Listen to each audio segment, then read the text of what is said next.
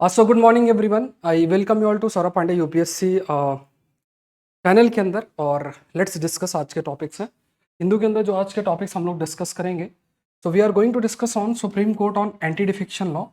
ये एक टॉपिक है, पॉलिटी का टॉपिक है। There can be a question. मैंने थोड़ा सा इसका अच्छा कंटेंट प्रिपेयर कर दिया है, तो जितने भी केसेस है उसका एक बना दिया है, तो आप लोग उसको फॉलो करें। कभी भी क्वेश्चन आएगा, आता भी है कई जो है क्वेश्चन आप देख सकते हो। तो what is the curative petition, ये एक टॉपिक पॉलिटी का आता है, पॉलिटी का। Then we have P20, IR के और पॉलिटी को लिंक कर सकता है। Then we have all about semiconductors, science और इकोनॉमी को लिंक कर सकता है यहाँ पे। Then clean energy project of US, IR का टॉपिक है। और IMEC IR का टॉपिक है। और फिर आखिरी में जो मैं मेंस का क्वेश्चन आपको देता हूँ, that is there. So I am trying कि कल से आपकी आकलन सीरीज आ जाए। आकलन सीरीज में क्या होगा कि आप लोग अपने आंसर मुझे सेंड कर सकते हो और उसमें पूरा इवेल्युएशन होगा। ये पेड कोर्स होगा, क्योंकि एक बैच आई विल क्रिएट, ठीक है। बैच आपका रहेगा कुछ नंबर ऑफ स्टूडेंट्स का, तो उनको पूरा जो है मैं आपको एक्सप्लेन करूँगा क्या क्या चीज़ें आपको सीरीज़ के अंदर रहेंगी। आप लोग मुझे आंसर सेंड कर सकते हैं, आंसर इवेल्युएशन उसका प्रॉपर होगा। प्लस वीक में एक आपका एक टेस्ट रहेगा जिसमें 10 क्वेश्चन होंगे, और एक बड़ा टेस्ट मंथ के अंदर होगा जिसमें हमारे मतलब पूरा जो आप कह सकते हैं कि पूरा एक कंप्लीट पेपर होगा जो आप मुझे सेंड कर सकते हैं। पेपर जो है वो मैं आपको शेयर करता रहूँगा बना के, और उसमें कई सारी चीज़ें हैं, एडवांस करंट अफेयर्स और सारी टॉपिक्स भी आपके इंक्लूडेड होंगे उसमें। तो ये इसके बारे में पूरी जानकारी मैं आपको दूंगा। पहले क्वेश्चन देख लो आज का मेंस का। Judicial review is a tool for judicial overreach. Explain this statement in the context of anti defection law. बहुत सोच के लिखना पड़ेगा, आसान नहीं है इसको। अगर आप लिखने पहुंचोगे या लिखना चाहोगे तो इस पर कुछ पॉइंट्स अभी जैसे अभी मैं आपको एक्सप्लेन करूंगा, यू कैन अंडरस्टैंड दैट। आप एक स्पेसिफिक केस लेके भी इसको एक्सप्लेन कर सकते हैं आप उसको। तो ये तो हम लोग आगे डिस्कस करेंगे। और आप अपना आंसर मुझे Saurabh Pandey UPSC telegram channel पे सेंड कर सकते हैं। यहाँ पे PDF और बहुत सारी चीज़ें आपको मिलती हैं, तो आप कंटिन्यूस बेसिस पे उसका भी हिस्सा बन सकते हैं। Saurabh Pandey UPSC app download करना, डिस्क्रिप्शन बॉक्स में लिंक दिया हुआ है, जरूर से डाउनलोड करो। इसमें देखो ये फ्री कंटेंट है आपके पास, फ्री टेस्ट है, ग्राफिक करंट अफेयर्स है, ई बुक है, हिंदू के मेंस के क्वेश्चंस का कंपाइलेशन आपको मिलेगा, और काफ़ी कंटेंट है। फिर उसके बाद GSreporter.com जो है, इस पे जाके आप अपनी फ्री मैगजीन और हिंदू की PDF भी डाउनलोड करोगे। अब ये वेबसाइट सौरभ पांडे UPSC.com नाम से हो जाएगी, तो जब होगी तब मैं आपको बता दूंगा। तो एक ही चीज़ रहेगी, ये ARC कोर्स की रिपोर्ट्स मैंने सोशल कैपिटल तक पूरा खत्म कर दिया है। इसका हिस्सा आप लोग करना, इसको करो, अच्छे तरीके से करो। थोड़ा सा समय लगेगा आप लोग को, क्योंकि मैंने हैंड रिटन नोट्स इसके बढ़िया बना दिए हैं, और उसके बाद मैंने आपको पूरा पढ़ा दिया है सेकेंड ARC। तो इसमें देखो अभी मैं आपके लिए कुछ चीज़ें कवर करूँगा GS पेपर 2 के लिए, बहुत इंपॉर्टेंट है, जो कोई कवर नहीं करता। एक तो ARC जो मैंने कर दी है, उसके बाद एक गवर्नेंस इन इंडिया, एक आपके लिए होगी गवर्नेंस इन इंडिया की किताब। तो ये करके आपका मेजर पोर्शन है। फिर कुछ समय में IR का बेसिक, तो पूरा का पूरा आपका GS पेपर 2 के टॉपिक्स हो जाएंगे। इसमें जितने भी टॉपिक्स हैं सब कुछ कवर्ड आपका रहेगा, ठीक है। तो ये जब होगा, गवर्नेंस इन इंडिया किताब में अभी आपका लॉन्च करूंगा, तो I will let you know. तो ये पूरा का पूरा सेकेंड ARC रिपोर्ट है जो आपको करना है। सौरभ पांडे UPSC ऐप के अंदर ही मिलेगा। अभी 30% ऑफ है, तो आप इसका बेनिफिट उठा के ज्वाइन कर लें। एग्रीकल्चर ऑप्शनल भी जरूर से आप ज्वाइन करें। इसका भी नया बैच का तो मैंने प्लान नहीं किया, बट हाँ पॉसिबिलिटी काफ़ी है कि नेक्स्ट मंथ आपका नया बैच आएगा इसका, एग्रीकल्चर ऑप्शनल का। और इस बैच के अंदर आप जुड़ना चाहो तब भी आप रिकॉर्डेड क्लासेस देख सकते हो, और फिर साथ में लाइव क्लासेस से जुड़ सकते हो, ठीक है। तो ये बहुत इंपॉर्टेंट है। आ, ये शुरू करते हैं। Let's start with the first topic. पहला टॉपिक है उसको डिस्कस करते हैं। अच्छा, याद रखना कि सब कुछ आपका Saurabh Pandey UPSC app Google store के अंदर है, वहाँ से आप लोग डाउनलोड करना है ऐप को और अपनी क्लासेस को करना है। कभी भी कोई इशू हो, दिक्कत हो, आप मुझे आप किसी भी वीडियो के कमेंट सेक्शन में मेंशन कर सकते हैं, या मुझे टेलीग्राम चैनल पे भी मैसेज कर सकते हैं। टेलीग्राम पे भी आप कुछ अगर दिक्कत हो तो आप जस्ट लेट अस नो। चलो शुरू करते हैं। Let's start with the first topic. और इसमें देखो, supreme court raps Maharashtra speaker for disregarding court order. अब इसमें देखो, मैं पॉलिटिकल चीज़ तो आपको हम लोग नहीं जाएंगे इसमें, खास तौर से अभी प्रेजेंट जो सरकार है महाराष्ट्र की, उन पे जो एंटी डिफेक्शन लॉ लगेगा, मतलब जो पहले MP MLAs थे, मतलब MLAs थे, और जैसे वो वहाँ के CM थे, उन पे एंटी डिफेक्शन लॉ लागू होना था। पर एंटी डिफेक्शन लॉ की जो प्रोसीडिंग है वो स्पीकर जो है उन्होंने स्टार्ट नहीं की। अब यही एक चिंता का विषय बन जाता है। तो जनरली क्या होता है, जैसे मान लो एंटी डिफेक्शन लॉ है, एंटी डिफेक्शन लॉ में क्या है, एंटी डिफेक्शन लॉ में एक एक चीज़ जो स्पेसिफिकली हाईलाइटेड है एंटी डिफेक्शन लॉ में वो ये है कि अगर कोई भी, जैसे मान लो एक पॉलिटिकल पार्टी किसी टिकट से लड़कर आती है कोई मेंबर, और वो दूसरे पॉलिटिकल पार्टी में स्विच कर जाए, या फिर पॉलिटिकल पार्टी के द्वारा जो विप जारी किया गया है, जैसे आप ये मानो कि पॉलिटिकल अफेयर्स मिनिस्टर पार्लियामेंट के अंदर होते हैं, ऐसे ही स्टेट असेंबली के अंदर भी होते हैं। इनको ऐसे मानो कि जैसे आप स्कूल में इमेजिन करो, जिसमें एक क्लास टीचर होता, मतलब एक मॉनिटर होता था, मॉनिटर और क्लास टीचर का लिंक बढ़िया होता था। कोई बात होती थी तो मॉनिटर से क्लास टीचर बात करता था, और मॉनिटर जो है क्लास टीचर की बातों को इम्प्लीमेंट क्लास के अंदर करता था कि भाई कौन बात कर रहा, नाम लिख दिया, इस टाइप से। अब इसी प्रकार क्या है कि जो असेंबली है उसमें मॉनिटर कौन होगा, जो पार्लियामेंट्री अफेयर मिनिस्टर होगा या स्टेट असेंबली अफेयर मिनिस्टर होगा। अब उनके द्वारा जो भी विप जारी करता है, मतलब जो डायरेक्शन जारी किया जाता है, अगर कोई उसको ना माने, पर्टिकुलर पॉलिटिकल पार्टी से बिलोंग कर रहा है और नहीं मानता, तो उस पर भी एंटी डिफेक्शन लॉ लगेगा। तो ये स्थिति रहती है। तो यहाँ पे क्या है कि जैसे जो अभी प्रेजेंट है फैक्शन है, उसने अलग होकर वो अलग हो गया, अलग होने के बाद नई सरकार जो है वो आपकी तैयार हो गई, बन गई।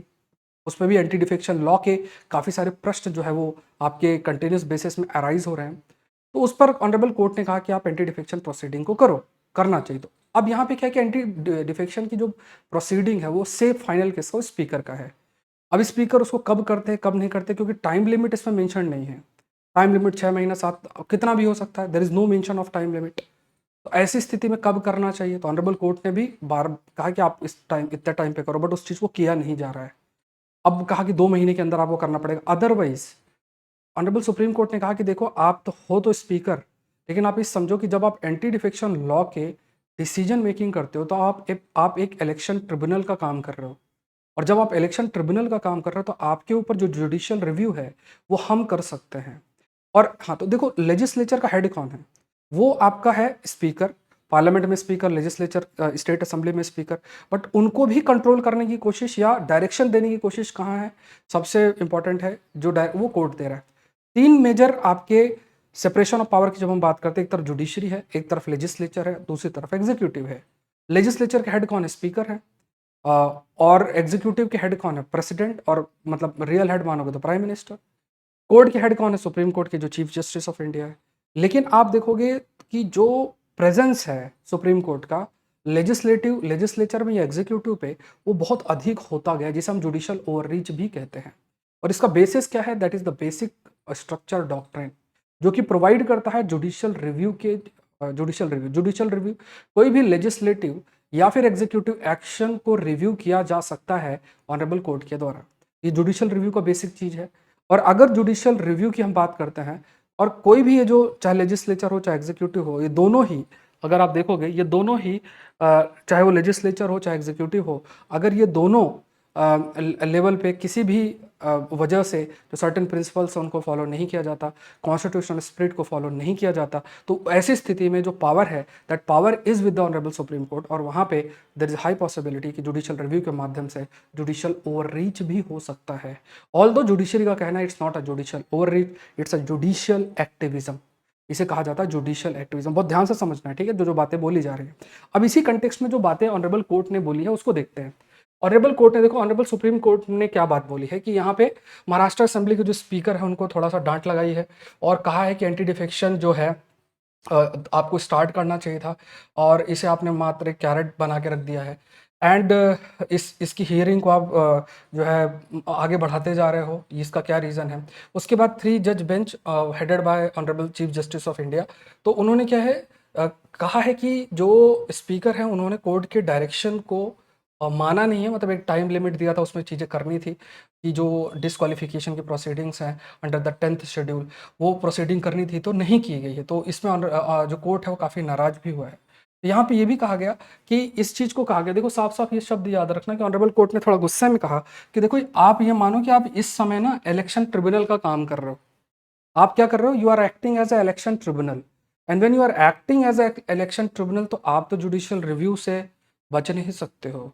क्योंकि क्योंतो हल्हन केस के अंदर ये चीज़ हाईलाइट की है ऑनरेबल कोर्ट ने कि जुडिशियल मतलब कि even the final decision taken by the speaker will also fall under the judicial review. जो डिसीजन है वो स्पीकर के द्वारा जो भी डिसीजन है उसका जुडिशियल रिव्यू होगा, मतलब ऑनरेबल कोर्ट के द्वारा उस चीज़ को रिव्यू किया जा सकता है। तो ये कोर्ट ने याद दिलाया। अब यहाँ पे देखो कई सारे जजमेंट का मैंने एक साथ जो है एक लिस्ट टाइप बना ली है, उसको थोड़ा सा देख लो। पहली चीज तो देखो केशवानंद भारती केस याद रखो। केशवानंद भारती केस में क्या है कि जो जुडिशियल रिव्यू है, मैंने एक्सप्लेन किया स्टार्टिंग में जुडिशियल रिव्यू क्या है। जुडिशियल रिव्यू को बेसिक स्ट्रक्चर का हिस्सा माना गया है। It's a part of a basic structure doctrine का हिस्सा माना गया। बेसिक स्ट्रक्चर मतलब आप हर चीज बदल सकते हो कि बट ये बेसिक स्ट्रक्चर नहीं। जैसे मान लो कोई घर है, ये बेसिक मतलब घर है, घर का ढांचा है, घर के अंदर आप पेंट करवा लो, हर चीज जो है करवा सकते हो, जितनी इंटीरियर है सब कुछ कर सकते हो, लेकिन उसका ढांचा तोड़ नहीं सकते हो। ढांचा तोड़ोगे तो पूरा घर चला जाएगा।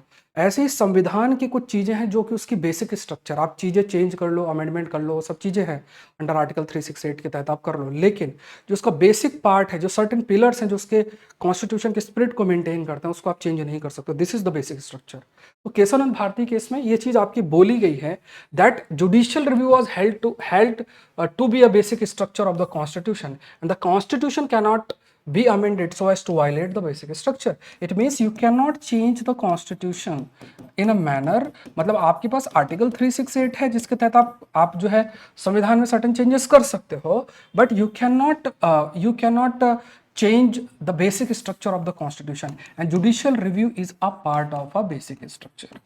Judicial review is a part of a basic structure, आप उसको चेंज नहीं कर सकते। और इस जुडिशियल रिव्यू को भी ऑनरेबल कोर्ट ने क्या कह दिया कि देखो ये judicial review even in it will apply in case of anti defection law. Anti defection law पे भी ये चीज जो है वो आपकी लागू होगी। दूसरी चीज देखें कि Ravi S Nayak union of India case के अंदर भी ऑनरेबल कोर्ट ने क्या कहा relating to the anti defection law, that merely procedure in nature and any violation of this being procedural irregularity was immune from the judicial scrutiny. तो Ravi S Nayak union of India case में it has been held that rules relating to anti-defection law are merely procedural in nature and any violation of these being a procedural irregularity was immune from judicial scrutiny. तो पहले जो है it was immune मतलब जैसे मान लो anti defection है। अब anti defection जो लॉ है, उस एंटी डिफेक्शन लॉ के केस में रूल ये कहता है, रूल क्लियरली स्टेट्स कि जो स्पीकर हैं वो सुवो मोटो नहीं कर सकते हैं। What do you mean by suo motu? कि मतलब स्पीकर को लगता है यार ये गलत हो रहा है, यहाँ पे एंटी डिफेक्शन लॉ लागू हो जाएगा। तो ऐसा नहीं है कि जो एंटी डिफेक्शन लॉ है जो कि लागू हो जाएगा तो स्पीकर अपने मन से जो है लागू कर देंगे एंटी डिफेक्शन।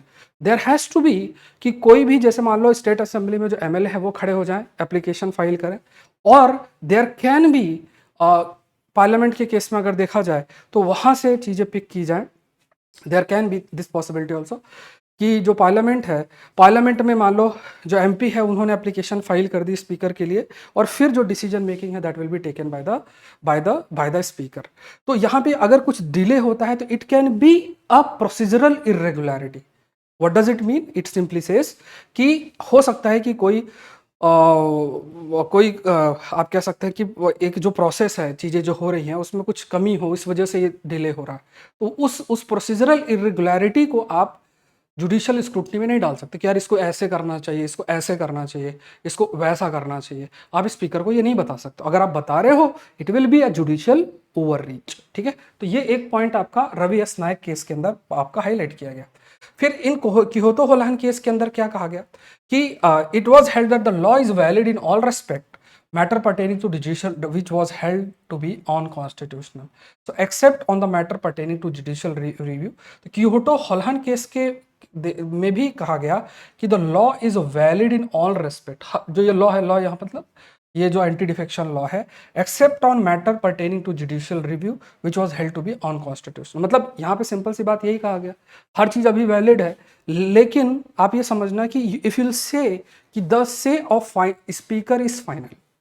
अगर आप ये बात, तो जो बेसिस है कि स्पीकर के द्वारा दिया गया judgement in case of anti defection law, it is totally immune from the judicial review. जो जुडिशियल रिव्यू है उससे पूरे तरीके से वो इम्यून है। ऐसी जो स्थिति है वो ऐसी स्थिति आप कह सकते हो कि ऐसा नहीं है। किहोतो होलाहन केस में ऑनरेबल कोर्ट ने कहा कि the court can review it, court जो है उसको रिव्यू कर सकता है। इट मीन्स किहोतो होलाहन केस के कंटेक्स्ट में स्पीकर के दिए गए जजमेंट को भी रिव्यू किया जा सकता है। तो यहाँ पे कहा गया कि deciding the case pertaining to defection of the party members act as a tribunal, जो मैंने आपको बताया, क्योंकि इस स्थिति में कि जो है जब डिसीजन मेकिंग हो रही है तो इस स्थिति में जो स्पीकर हैं वो एक्ट कर रहे हैं ट्रिब्यूनल और उनके खिलाफ, मतलब जो भी जो डिसीजन मेकिंग है उसके खिलाफ केस फाइल किया जा सकता है हाई कोर्ट या सुप्रीम कोर्ट के अंदर किया जा सकता है। राजेंद्र सिंह केस के अंदर जो केस है यहाँ पे देखो, Rajendra Singh case versus Swami Prasad Maurya case, यहाँ पे ऑनरेबल सुप्रीम कोर्ट ने कहा कि जो पावर है जुडिशियल रिव्यू का can be used when the speaker fails to act on complaint of defection. तो देखो ये कंडीशंस दे रखी हैं, ये मैंने एक साथ लिस्ट बना दी है, ठीक है। तो ये ध्यान में रखना आप लोगों को कि कई बार पूछ लेते हैं एंटी डिफेक्शन से रिलेटेड लॉस क्या क्या है, क्या क्या बातें। तो एक साथ ही आ गया सारा, ये पेपर में नहीं है बट हमें देखना है। और जो जो टॉपिक्स मैं आपको इस पूरे सेशन में डिस्कस करूंगा ना, आप कोई भी सेशन चेक कर लो पूरे यूट्यूब में, वो या तो फिलिस्तीन हमस की चर्चा कर रहे हैं जिस पर मैंने ऑलरेडी चर्चा करके बढ़िया वीडियो बना के एक साथ सब कुछ एक्सप्लेन कर दिया, बार बार वही चीज़ हम करें तो उसका कोई लॉजिक नहीं है, ठीक है। तो जो कंटेंट कवर हो रहा है ना वो प्योर यूपीएससी कंटेंट है। अभी हमें हेडलाइंस और यहाँ पे कोई फोकस नहीं, कई बार कई जगह कुछ हेडलाइंस आती भी हैं बट वो हेडलाइंस आप मानो कि इश्यूज बनने में 4-5 दिन लग जाता है और अपने आप न्यूज़पेपर में आ जाता है, मतलब पूरा डिटेल के अंदर। तो अभी हेडलाइंस लिखना नहीं, आप बस सेशन को फॉलो करें। When the speaker fails to act on a complaint, जब, तो यहाँ पे कहा गया कि जुडिशियल रिव्यू कब है। पहला बोला कि जो स्पीकर हैं कंप्लेंट पे काम ही नहीं कर रहे हैं। दूसरी चीज क्या बोली गई, जब speaker accept the claim of the split और merger without any finding and reason. जो भी स्प्लिट और मर्जर का कंसेप्ट है, मतलब जो स्प्लिट है मर्जर है, उसको एक्सेप्ट कर ले बिना किसी उसमें, क्योंकि उसमें भी एक रूल है ना, आई थिंक 2/3 वाला रूल है। इतने लोग जो है मान लो 100 लोग हैं, 100 के 2/3 लोग जो है 2/3 लोग एग्री कर जाएं और वो फिर दूसरी पार्टी से जुड़े, तब एंटी डिफेक्शन लॉ नहीं लागू होगा, अदरवाइज लागू होगा। बट मान लो 2/3 नहीं, बहुत ही कम लोग ही जो है मिल के और दूसरी पार्टी में चले गए और स्पीकर ने उसको अप्रूव कर दिया, तो वहाँ पे भी जुडिशियल रिव्यू है। Speaker fails to act as per the 10th schedule, 10th schedule के तहत अगर जो भी चीज़ें हैं उसके तहत वो काम अगर नहीं कर रहा है तब भी जुडिशियल रिव्यू अवेलेबल होगा। तो ये पॉइंट्स आपको याद रखना है। अगर ये बहुत इंपॉर्टेंट पॉइंट है कि जो स्पीकर हैं, स्पीकर बेसिकली कब एक्ट कर सकता है, तो ये आपका इस केस के अंदर हाईलाइट किया गया है। इट इज़ ऑल्सो मतलब ये भी और भी बात कही गई है कि disqualification is not a mere irregularity on the part of speaker but amount to violation of the constitutional duty. तो अगर आप देखोगे इससे पहले जो एक जजमेंट हमने और रवि वाला देखा था, उसमें कहा गया कि प्रोसीजरल इरेगुलरिटी हो सकती है, there can be a procedural irregularity. अब कह दो यार कि ठीक है हम करना चाहते थे बट कोई बाधा आ गई, कुछ प्रोसीजर में दिक्कत हो गई, ये एक इशू है, बाकी नहीं। तो ये प्रोसीजरल इरेगुलरिटी की बात की जाए तो कहा गया कि ये प्रोसीजरल इरेगुलरिटी नहीं है, ये क्या है, ये कहा गया कि जो ये बेसिकली आप ये मानो कि अगर स्पीकर ऐसा कर रहे हैं और मतलब मान लो जो भी हमने 3 केसेस देखे, अगर वो ऐसा नहीं कर रहे हैं तो it is a violation of constitutional duty. इसका मतलब जो संवैधानिक उनको जिम्मेदारी दी गई है ना, संवैधानिक जिम्मेदारी उनके द्वारा निभाई नहीं जा रही है, जो संवैधानिक जिम्मेदारी है वो उनके द्वारा निभाई नहीं जा रही है, ये चीज़ आपकी हाईलाइट की गई है, ठीक है। तो ये बहुत अच्छे पॉइंट्स हैं, ध्यान में रखना, इसको नोट करते जाना साथ में। नेक्स्ट देखते हैं मराठा केस के अंदर curative plea will come up in due course.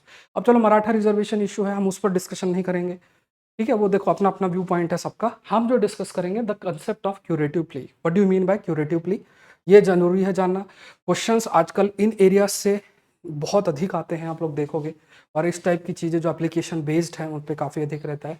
तो मराठा केस के अंदर देखा जाए तो curative plea will come up in due course, ये चीज़ आपकी हाईलाइट की गई है। तो यहाँ पे देखते हैं, तो पॉलिटी के अंदर इस टॉपिक को आपको नोट करना है। क्या है क्यूरेटिव प्ली, प्ली या पिटीशन शब्द हम इस्तेमाल कर रहे हैं यहाँ पे। क्यूरेटिव प्ली का पिटीशन क्या है, जुडिशियल इनोवेशन अगर देखा जाए इंडिया के कंटेक्स्ट में। और ये क्या है कि देखो सिंपल सी बात है, मान लो कि एक जजमेंट दिया गया ऑनरेबल कोर्ट के द्वारा, सुप्रीम कोर्ट एग्जांपल लेते हैं, सुप्रीम कोर्ट के द्वारा आपका जजमेंट दिया गया, ठीक है। आई थिंक इट इज़, एक बार आप चेक करना, I think it is available only with the supreme court, supreme court के केस में कंटेक्स्ट में ही अवेलेबल है। ऑनरेबल कोर्ट ने एक जजमेंट प्रोवाइड किया, है ना, दैट जजमेंट इज फाइनल। उसके बाद क्या है, एक रिव्यू पिटीशन डाली जाती है कि कहा जाए कि यार थोड़ा सा आप काइंडली कंसिडर कर लें। उसके बाद एक क्यूरेटिव पिटीशन दायर की जाती है। क्यूरेटिव पिटीशन भी दायर जो की जाएगी उसमें कोर्ट को अपने डिसीजन को रिव्यू ही करना है, बट उसमें क्या होगा कि जिन्होंने, जैसे मान लो 2 जजेस हैं, उन्होंने रिव्यू पिटीशन को रिजेक्ट कर दिया, तो वो 2 जजेस रहेंगे जो हियरिंग को सुनेंगे, प्लस चीफ जस्टिस होंगे। ये चीज़ ध्यान रखना। तो 2 जजेस वो जिन्होंने रिव्यू पिटीशन को कैंसिल किया, प्लस चीफ जस्टिस जो हैं वो होंगे। तो यहाँ पे क्या है, ये थोड़ा सा ये जो है इसको हम क्यूरेटिव पिटीशन शब्द का ही इस्तेमाल जो है इसे क्यूरेटिव पिटीशन भी कहते हैं। ओरिजिन की बात करें क्यूरेटिव पिटीशन का, तो ये 2002 का जो केस है, रूपा अशोक हर्रा केस है। और इसमें कि यहाँ पे कहा गया कि क्या जो एग्रीड पर्सन है किसी प्रकार का रिलीफ जो है उन्हें मिल सकता है after the dismissal of the review petition. तो ये जो आप ये मानो कि इसका ओरिजिन क्यूरेटिव पिटीशन का इस केस से हुआ है, 2002 का जो केस है इससे हुआ है। ये सब बहुत इंपॉर्टेंट पॉइंट्स हैं। इवन आज के टाइम पे जो प्रीलिम्स हम लोग करते हैं ना, उसके लिए भी बहुत इंपॉर्टेंट। तो अगर आपसे पूछे अच्छा क्यूरेटिव पिटीशन केस बेसिकली क्या है कि क्यूरेटिव पिटीशन आपसे पूछे कि अच्छा क्यूरेटिव जो पिटीशन है उसका बेसिस क्या है, उसका ओरिजिन क्या है, ओरिजिन यही है, ये जो केस आपको बताया गया। फिर कोर्ट यूज द या ये टर्म यूज किया that is actus curiae neminem gravabit करके। इसका मतलब क्या है, act of the court shall prejudice no one, thus it applies when the court is bound to undo a wrong done to a party by the act of court itself। मतलब कुल मिला के ये है कि ये एक ऑप्शन है भाई, गलती किसी से भी हो सकती है। सपोज करो कि फाइनल जजमेंट हो गया, कोर्ट तो जो जजमेंट देगा वो तो सिचुएशन के अकॉर्डिंग देगा, जो भी चीज़ें सामने कोर्ट के आई हैं उसके हिसाब से कोर्ट जजमेंट अपना देगा। अब हो सकता है कुछ नए तथ्य आ गए हों, मिल गए हों, जजमेंट आ चुका है, फाइनल जजमेंट हो गया, रिव्यू पिटीशन भी वो हो गया, बट कुछ चीज़ नहीं आ गई है जो उस समय तक नहीं थी जब तक फाइनल जजमेंट आया। अब उस केस में भी पॉसिबिलिटी है कि यार क्यूरेटिव पिटीशन के माध्यम से भी जो कोर्ट अपने डिसीजन को रिवर्स कर सकता है कि अच्छा ठीक है, अब नए तथ्य के तहत हम जो है हम इसको कैंसिल करते हैं, या जो भी रिव्यू है इस रिव्यू को हम वो नहीं करते। तो जस्टिस के लिए curative petition article 137 of the Indian constitution के तहत आपका सपोर्टेड है। ये फैक्ट भी आपको याद रखना है। क्यूरेटिव पिटीशन आप कह सकते हैं एक ये सेम सी बात है कि फाइनल जो भी एरर है उससे बचने का एक लास्ट स्टेप है। और अगर क्यूरेटिव पिटीशन भी आपका अगर कैंसिल कर दी जाए फिर तो देखो कुछ नहीं, फिर तो जो डिसीजन है वही होगा। ठीक है, तो ये आपको ध्यान में रखना। इसमें ये भी याद रखना कि जो कॉम्पोजिशन होती है वो कैसे होती है, कौन डिसाइड कैसे होता है कि जिन्होंने रिव्यू पिटीशन को वो किया है, रिव्यू पिटीशन को नहीं माना, सॉरी मतलब रिव्यू पिटीशन को आपका रिव्यू पिटीशन को रिजेक्ट किया है प्लस, ठीक है, रिव्यू पिटीशन को आपका रिजेक्ट किया है प्लस चीफ जस्टिस होंगे। तो जनरली तीन लोग होते हैं जो क्यूरेटिव पिटीशन को सुनते हैं, एंड मोस्ट प्रोबेबली ये सुप्रीम कोर्ट के द्वारा ही रहता है।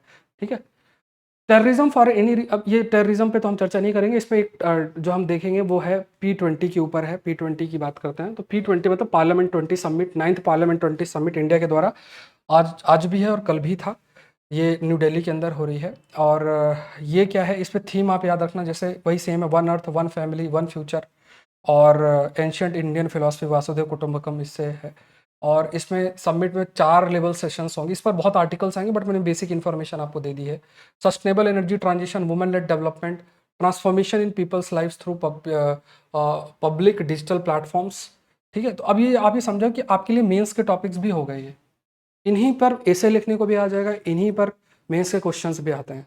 ऐसे ही क्वेश्चन लोग बनाते हैं, जिस थीम पे देखो चर्चा हो रही है, P20 के अंदर चर्चा होती है, उसी में कुछ कंटेंट आएगा और उसी को हमको ट्रैक करना है और उसी बेसिस पे हमको अपना जो है, तो आर्टिकल्स इसमें आएंगे तो हम लोग डिस्कस करेंगे। तो यहाँ पे देखो लाइफ पर भी चर्चा होगी, लाइफस्टाइल फॉर एनवायरनमेंट, जो कि आई थिंक हाँ इंडियन प्राइम मिनिस्टर जो है उन्होंने हाईलाइट भी किया था। कमेंट सेक्शन बताओ कि जो लाइफ वाला कंसेप्ट है इंडियन प्राइम मिनिस्टर ने किस समिट में दिया था, बताना बहुत इंपॉर्टेंट है, डिस्कस किया है मैंने। नेक्स्ट देखते हैं, government mulls partnership to make semiconductor chips, इस पर बहुत चर्चा की है मैंने। और देखो इसीलिए मैंने आपको कहा है कि जब भी नोट्स बनाओ, नोट्स मेकिंग पर मैंने एक वीडियो ऑलरेडी बना दिया है, नोट्स आपको हिंदू का कैसे बनाना। अब आप में से जिनको आइडिया है कि नोट्स कैसे बनाना वो तो मत देखना, लेकिन जिन्हें आइडिया नहीं है तो वो आप लोग देख लेना। ठीक है, कल मैंने एक एनवायरनमेंट की सीरीज शुरू की है, एनवायरनमेंट लेक्चर मैं आपके लिए कवर कर रहा हूँ, बेसिक जो एनवायरनमेंट है वो कवर कर रहा हूँ। तो कल आपका लेक्चर यूट्यूब के अंदर ही मैंने डाल दिया, प्लीज़ उसको गो थ्रू हो जाए। ठीक है, उसको आप लोग गो थ्रू हो, उसको मिस ना करें, और वो लेक्चर सीरीज चलती रहेगी, भले 100-200 जितने लोग भी देखें वो सीरीज चलेगी। ठीक है, लेकिन आप लोग देखना जरूर से, अगर आप IAS की कर रहे हो, बाकी एग्जाम की भी अगर आप तैयारी करो तो तब भी काम आपके आएगा, मान लो स्टेट लेवल एग्जाम की कर रहे हो तो भी जरूर से आप लोग को देखना है। ठीक है, तो यहाँ पे ध्यान में रखना है कि मैंने एनवायरनमेंट का पहला लेक्चर डाल दिया है, जो एनवायरनमेंट का पार्ट है, एनवायरनमेंट का पहला लेक्चर ऑलरेडी अपलोडेड है, आप लोग इसको प्लीज़ गो थ्रू हो जाए अच्छे तरीके से, हैंड रिटन नोट्स से ही है। और भी अच्छे तरीके से आज एक लेक्चर और आएगा, सिर्फ संडे को लेक्चर नहीं रहेगा, ठीक है। बाकी हम लोग कोशिश करेंगे कि आपका लगभग 15 दिन या 20 दिन के अंदर आपका एनवायरनमेंट पूरा खत्म हो जाए। ऐसे ही मैं और भी चीज़ें लूँगा, यूट्यूब के अंदर आपकी चीज़ें चलेंगी, ठीक है। तो आपके लिए काफ़ी बेनिफिशियल होगा। अगर अभी तक आपने नहीं किया, ज़रूर से उसको करें और शेयर भी ज़रूर से करें, ठीक है। ध्यान रखना, गवर्नमेंट यहाँ पे सेमी कंडक्टर के कंटेक्स्ट में हमने पहले भी कई चर्चा कर रखी है। तो अभी देखो 6 वर्किंग ग्रुप है, उन्होंने ये जो फॉर्मेशन हुआ था Indian government artificial intelligence road map के, उसमें उन्होंने अपना रिपोर्ट सबमिट की है और इसमें सेमीकंडक्टर की भी चर्चा काफ़ी अधिक हुई है। तो कुछ पॉइंट्स इस पर हम ये जो रिपोर्ट है उसको डिस्कस कर लेते हैं। इस साल भी एआई के एप्लीकेशन पे बेस्ड मेंस का क्वेश्चन था, ऑलरेडी मैंने उसको डिस्कस किया हुआ है ना। अगर जो मुझे फॉलो कर रहे होंगे सेशन को वो जानते होंगे उस चीज़ के लिए। तो एआई के ऊपर काफ़ी चर्चा हमने की और इस साल भी मेंस में प्रश्न था, अगर आप देखोगे ना। तो ये थोड़ा सा ध्यान में, हर चीज़ पे जो नई नई चीज़ें आती रहती है, इन पर ट्रैक बना के रखना पड़ता है। अब यहाँ पे देखो कि रिपोर्ट ने रिकमेंड क्या किया है। रिपोर्ट ने देखो क्या कहा है, सेमी, जैसे अब ये इमेज अगर आपको दिख रही होगी तो ये आपका सेमी कंडक्टर्स है, चिप्स फॉर्म में होते हैं, आगे डिस्कस करेंगे इनके काम के बारे में। तो इसमें देखो एक तो प्राइवेट पार्टनरशिप की बात की, पब्लिक प्राइवेट पार्टनरशिप की बात की। इट मीन्स व्हाट, कि सेमी कंडक्टर का जो बनाने का है वो ऐसा नहीं कि सरकार खुद से कर रही है, उनकी बस का इतना नहीं है। उसके बाद ये पीपीपी मॉडल को ही कहा गया और एक जीपीयू क्लस्टर्स की बात की गई है ना। तो यहाँ पे जैसे यहाँ पे masses of resources intensive graphics process, graphic process, ठीक है, graphic process are used by AI applications. These cluster would be made available to the Indian startups and researchers. Clusters का मतलब क्या होता है, जब ये जीपीयू क्लस्टर्स की अगर हम बात करते हैं, इट मीन्स व्हाट, कि जैसे मान लो आपको सेमी कंडक्टर्स बनाने हैं, if you have to make the semiconductors, तो सेमी कंडक्टर्स को जो भी चीज़ें चाहिए उसको पूरा बनाने के लिए, तो आपने क्लस्टर का फॉर्मेशन कर दिया। मतलब एक जगह पे यहाँ मिल रहा है कुछ, यहाँ पे, यहाँ पे, यहाँ पे, यहाँ पे, हर सुविधा एक ही जगह पे हो गई। तो ऐसे इनको हम क्या बोलते हैं, क्लस्टर्स। तो कोई भी स्टार्टअप्स और ये सब क्या है, इन क्लस्टर को एक्सेस कर सकते हैं, सारी टेक्नोलॉजी जो भी चीज़ें सब कुछ यहाँ एक्सेस करके और फिर आगे काम कर सकते हैं। तो इसलिए जीपीयू क्लस्टर्स की बात की गई है, that will be based on PPP model, मतलब पब्लिक प्राइवेट पार्टनरशिप मॉडल पर जो है पर आपका बेस्ड जो है वो आपका रहेगा।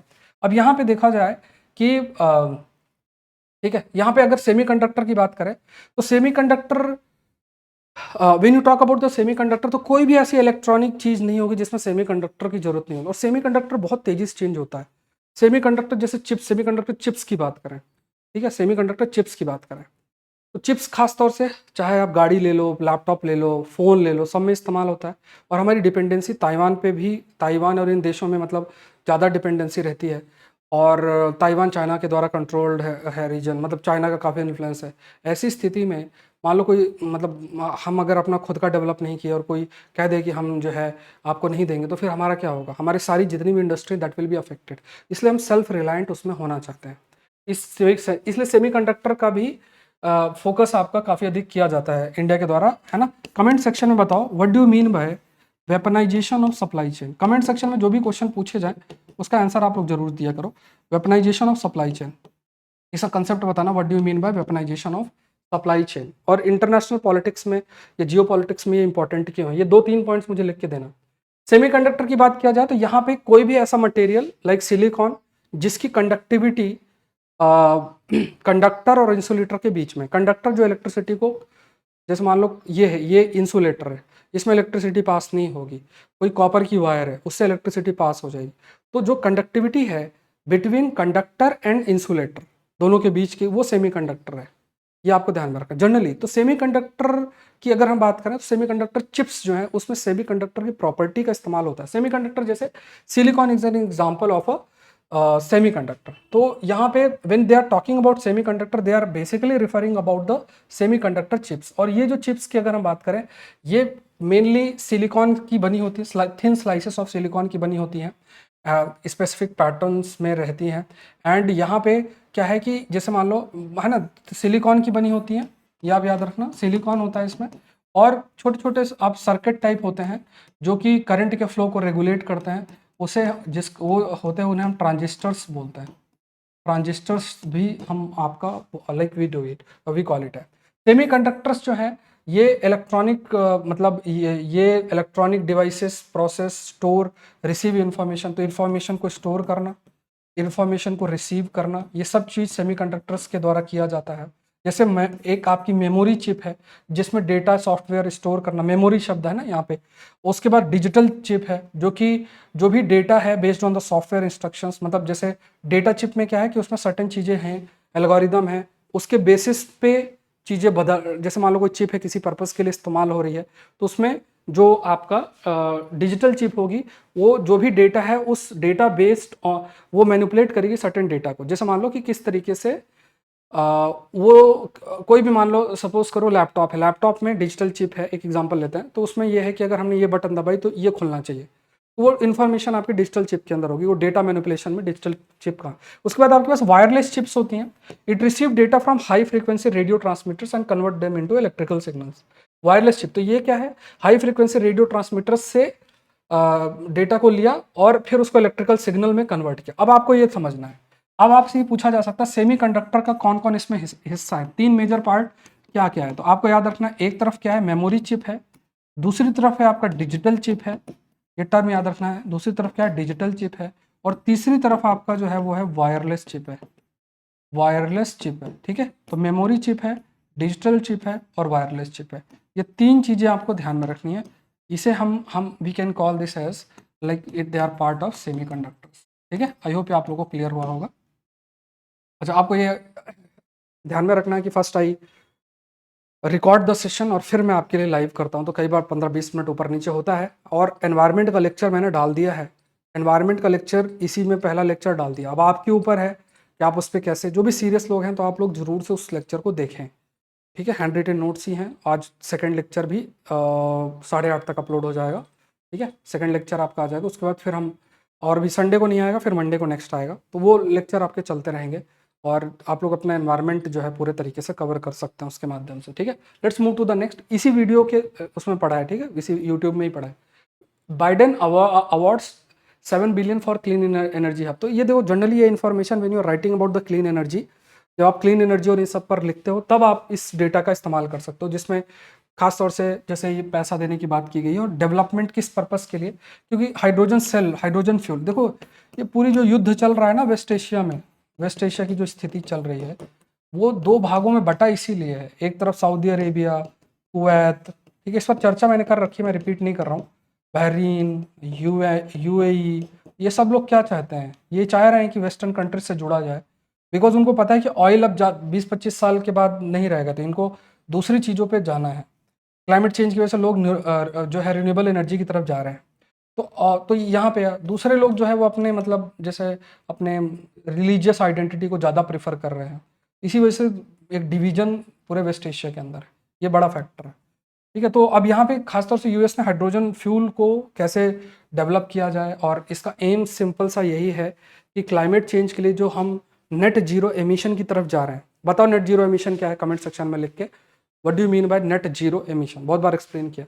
तो नेट जीरो एमिशन को कैसे अचीव किया जाए, उसके लिए hydrogen cells, hydrogen fuel cells का इस्तेमाल किया जाए, क्योंकि इसमें जो ओवरऑल एमिशन होगी that will be very less और ऑलमोस्ट नहीं रहेगी। जैसे खास तौर से ग्रीन हाइड्रोजन की अगर बात किया जाए, आकलन सीरीज में आप लोग के लिए लेकर आ रहा हूँ, एक टॉपिक अभी और है, अभी हम और डिस्कस करेंगे, जिसमें आपका डेली आंसर चेक होगा, उस वक्त वीकली मेंस मॉक होगा और मंथली फुल लेंथ टेस्ट होगा, ठीक है, ये आकलन सीरीज के अंदर होगा। और कल कोर्स आ जाएगा, ठीक है, कल आई विल लॉन्च इट, ये कल या आज रात को लॉन्च हो जाएगा, लिंक मैं आपको दूंगा। फर्स्ट डे में जो 50 से स्टार्टिंग करेगा, क्योंकि ज़्यादा बड़ा बैच, क्योंकि वो हैंडल करना मुश्किल होता है, एक बैच में 50 बच्चों से ज़्यादा आई विल नॉट टेक, ठीक है, पहले उनका करके फिर नेक्स्ट बैच आएगा, तो ये आपको ध्यान में रखना है, ठीक है।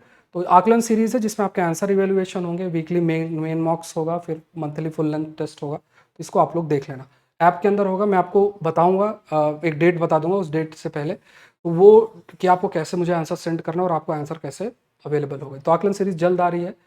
चलो, West Asia conflict will not affect IMEC, अब ये सब जो लड़ाई चल रही है वो हो ही इसी चक्कर में रहा है, ठीक है, ये मैंने आपको एक्सप्लेन किया हुआ है। पहली चीज़ ये देखो, ये कुछ एरियाज आपको याद रखने हैं कि ये क्योंकि G20 में कॉरिडोर अनाउंस किया गया था, मुंबई है, मुंबई के बाद दुबई, रियाद, अल हिदाता, हैफा, ठीक है, ये हैफा है। उसके बाद अगर आप देखोगे यहाँ पे ये है पिरायस, ये जो है हराद, और अल घिवाब। तो देखो ये जो रीजन्स है ना ये सब, उसके बाद यहाँ पे आपका सी रूट है, रेल रूट है। तो ये जो इंडिया मिडिल ईस्ट कॉरिडोर है, यही तो मेन एक इकोनॉमिक कॉरिडोर है। अब इसके माध्यम से पूरी कनेक्टिविटी डेवलप होगी। अब इस रीजन को देखो, ये सऊदी अरेबिया से होते हुए इसराइल का रीजन है और ये जा रहा है। बट अगर आप सोचो कि यहाँ डिस्टर्बेंस हो गया, और दूसरी चीज़ अगर ये सक्सेसफुल हो जाएगा तो इंडिया चाइना को बाईपास कर जाएगा, चाहिए ही नहीं, इस ये रीजन पूरा आइसोलेट हो जाएगा। ठीक है, तो यहाँ पे क्या है कि अगर इस रीजन में डिस्टर्बेंस कर दें, जैसे अभी जो स्थिति कर दी, तो पूरा जो इस्लामिक वर्ल्ड है उसमें एंटी वेस्ट सेंटिमेंट बन जाएगा, इसराइल एंटी इसराइल सेंटिमेंट बन जाएगा, क्योंकि इसराइल का बहुत बड़ा रोल है इसमें पूरा। अब उसमें क्या होगा, फिर आपका एक कॉरिडोर नहीं बनेगा, डिले हो जाएगा, चाइना और रशिया को मौका मिल जाएगा। इसीलिए सब कुछ हो रहा है, आपको लग रहा होगा, बट ये इसी के लिए सब कुछ हो रहा है और कुछ नहीं। इस कॉरिडोर को ये सक्सेसफुल नहीं हो ऐसा, इसलिए पूरा डिस्टर्बेंस, पूरा डिवीजन जो है वो है। इसमें मेनली पुतिन जो है उनका काफ़ी दिमाग लगा होगा कि इस टाइप का डिस्टर्बेंस कॉज करें। फिर यूएस यहाँ पे आके खड़ा हो गया, क्योंकि उसको ही ज़रूरत है, उसे इस रीजन में अपने इन्फ्लुएंस को बढ़ाना है। उसको पता है कि अगर हमने इस पूरे रीजन को डेवलप कर लिया, तो ये जो पावर ब्लॉक बनाने का प्रयास किया जा रहा है रशिया और चाइना के द्वारा, तो वो आइसोलेटेड होगा, इनका कोई मतलब नहीं होगा। सब कोई मिल जाएगा अगर इस कॉरिडोर से, तो ये पूरा का पूरा इलाका, ये पूरा यूरोप से जुड़ जाएगा और ये पूरा रीजन का डेवलपमेंट होगा। चाइना रशिया अकेले पड़ जाएंगे, तो वो फिर आगे नहीं बढ़ पाएंगे। वो ऐसा नहीं चाहते, इस वजह से इस प्रकार का युद्ध उन्होंने छिड़वा दिया। बाकी देखो रिलीजियस लेवल पे देखा जाए, अब जैसे जो हमस है वो उसके अपने सेंटिमेंट्स हैं, तो सेंटिमेंट्स को लेके सामने वाले ने कह दिया कि ठीक है हम तुमको मदद कर देंगे, तुम अपना जो भी करना कर लो, और युद्ध की स्थिति चिंता मत करो, हम संभाल लेंगे, इस टाइप से कुछ एश्योरेंस दिया होगा। और उन्होंने ये जो इसराइल पे हमला कर दिया, इसराइल फिर हमला करेगा, इससे नेगेटिव परसेप्शन, सेंटिमेंट वेस्ट के प्रति, इसराइल के प्रति बनेगा। कॉरिडोर, क्योंकि देखो आप समझो कॉरिडोर बनेगा ना, रोड बन रही है, रेल बन रहा है, कुछ भी बन रहा है, वहाँ पे वहीं के लोग होंगे। अब उनके अंदर अगर नेगेटिव है कि भाई ये जो है ये वेस्टर्न कंट्रीज कर रही हैं, ये इसराइल कर रहा है, तो उसको बनने ही नहीं देंगे, और वहाँ कुछ चीज़ें रन ही नहीं हो पाएंगी, तो क्या ही कर लोगे। यही एक दिक्कत वाली बात है, इसीलिए वो नहीं चाहते हैं। तो ये यही सब का है, ये ध्यान रखना। ये क्वेश्चन देख लो, स्टार्टिंग में दिया था, judicial review is tool for judicial overreach, explain this statement in the context of anti defection law के कंटेक्स्ट में। चलो ये आपको Saurabh Pandey UPSC telegram channel के अंदर है। अब जो भी क्वेश्चंस मैं आपको दूंगा, आप मुझे आकलन सीरीज के अंदर पर्सनली भेजोगे। जो लोग चाहते हैं उनका आंसर इवेल्युएट हो प्रॉपर मार्क्स के तहत, तो वो फिर अपना आंसर मुझे भेज देंगे। अभी कल, आज रात या कल में सीरीज लॉन्च हो जाएगी। वो पेड कोर्स होगा, अगेन आई एम स्टेटिंग, क्योंकि उसमें काफ़ी लॉजिस्टिक रहेगा, आपका डाउनलोड करना, चेक करना, फिर अपलोड करना, टेस्ट पेपर बनाना, चेक करना, ये बहुत चीज़ें लगेंगी उसमें। ठीक है, तो ये थोड़ा सा आप लोग ध्यान रखें। ये टेलीग्राम चैनल है। अब यहाँ पे देख लो, कैलिप्सो के ऊपर है ये रीड कर लो। Consider the following statement of CALIPSO cloud aerosol lidar infrared pathfinder satellite observatory mission है। It was joint NASA and France environment satellite built in Cannes Mandelieu Space Center, launched atop a Delta II rocket in 2006. The mission ended on August 1, 2023 after over 17 years. How many of the above statements are correct? कितने correct आपको बताना है। तो यहाँ पे अगर आप देखोगे कि ये थोड़ा सा लिखा हुआ है इसके बारे में ही, तीनों ही स्टेटमेंट इसमें करेक्ट है। कैलिप्सो बेसिकली जॉइंट नासा और फ्रांस के बीच का है, ये यहाँ पे बना है, और मिशन एंड होगा 17 साल के अंदर। Cloud aerosol lidar and infrared pathfinder set, मतलब क्लाउड एरोसोल्स लिडार है। लिडार टेक्नोलॉजी अभी मैंने पिछले संडे आपको पढ़ाई है। क्लाउड एरोसोल मतलब जनरली जो एटमॉस्फेरिक लेवल पे चीज़ें हैं उसको देखना। एरोसोल्स का मतलब होता है छोटे छोटे कण जिसमें जो मॉइस्चर आके जो हाइग्रोस्कोपिक, जैसे मान लो जैसे फॉर एग्जांपल, जैसे मान लो छोटे छोटे कण जो होते हैं ना, वो एरोसोल्स कहलाते हैं, छोटे छोटे कण। इसी के चारों तरफ आपका मॉइस्चर आके चिपकता है, बादल बनते हैं, बारिश होती है। इस चीज़ को स्टडी आपका करने के लिए मिशन आपका है। इसमें मेनली अगर आप देखोगे कि जैसे ये जो है CALIPSO lidar that provide high resolution vertical profile of aerosols and clouds का पूरा प्रोफाइलिंग, जैसे क्लाउड कैसा है उसकी पूरी प्रोफाइलिंग ये देगा, और एरोसोल्स कितना प्रेजेंट है तो इसकी जानकारी देगा। फिर वाइड फील्ड कैमरा है, ये बेसिकली ये भी पूरी जानकारी मतलब सेलेक्ट करके, और जो भी it was selected to match band 1 of MODIS instrument, मतलब अलग अलग इंस्ट्रूमेंट। इंफ्रारेड रेडियोमीटर है, जो कि क्लाउड के जो सीरस क्लाउड्स होते हैं, टाइप ऑफ क्लाउड्स हैं, पार्टिकल की साइज कितनी है, उन सबको स्टडी जो है वो आपका करेगा। कुल मिला के एरोसोल्स कितना है, क्लाउड कितना है, उन सब चीज़ों को पूरा जानकारी इस मिशन के तहत आपको मिलेगा। ये आपका इंडियन एक्सप्रेस का टॉपिक है।